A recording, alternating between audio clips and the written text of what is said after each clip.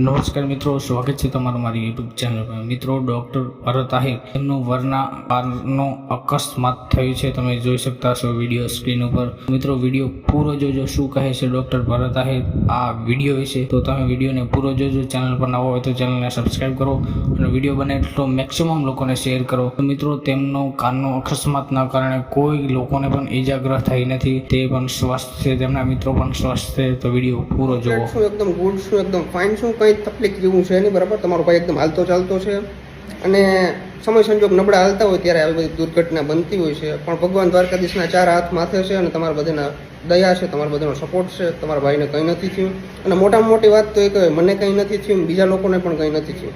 બાકી એથી મોટી કંઈ ઓલી વસ્તુ હોય જ નહીં, બરાબર। કોઈને કંઈ નથી થયું, કંઈ જાનહાની ખોટી થઈ નથી અને ભગવાન દ્વારકાધીશના 4 હાથ માથે છે।